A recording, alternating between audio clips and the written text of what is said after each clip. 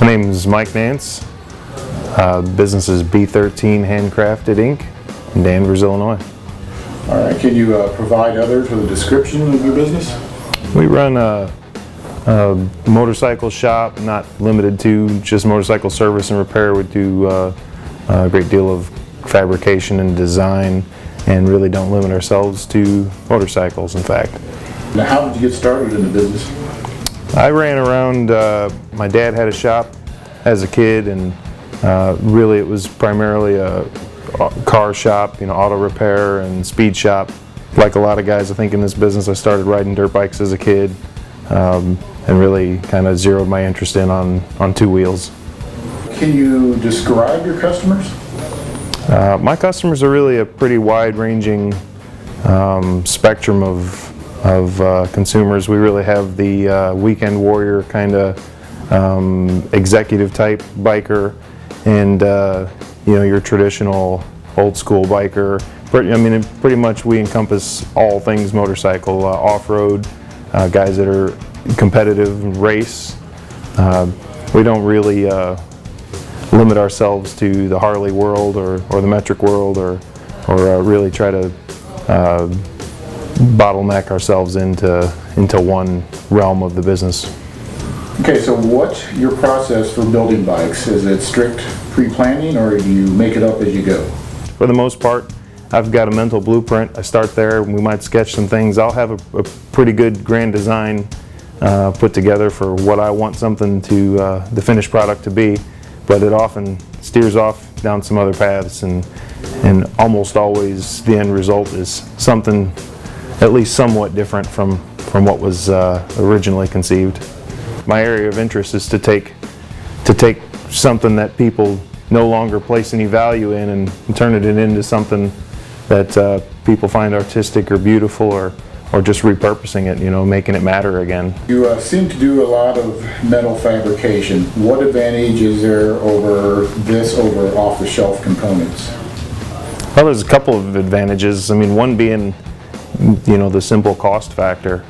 Crafting something, while it may consume a great deal more time, when you craft something from raw metal, you don't pay that initial cost of the high dollar machining that some other big company had to purchase to manufacture that. But my real interest in handcrafting things is that you simply don't see another one like it. Even if it's a slight variation, there's that gratification that you crafted that, and it's different from any other that exists. How much CNC fabrication do you bring into your bikes? We do very little CNC. We don't have CNC equipment on site. Everything we do is, for the most part, World War II era machinery. We do a lot of machine work, but it is seldom CNC advanced machinery, machine type building. We usually craft it all by hand. Sometimes that means cutting and grinding, and other times that's machining something manually in a mill or lathe. But as far as that end of the business, that's a direction I'm afraid the business has gone, that I think is something's very lost in that. Punching a few keystrokes and cutting out a cookie. Okay, do you think modern motorcycle design has hit a rut? I think that's probably the general perception. People tend to develop their tastes based on what popular media tells them is cool. Guys that have done it their whole lives, guys that have had an interest their whole lives, I think they would argue that it's not in a rut. I think it's probably going the right direction. The tourists are leveling off, and the guys who are true enthusiasts and builders are going to be left behind. What's your perception of the custom scene at the moment, and do you think New Wave Customs are in for the long haul?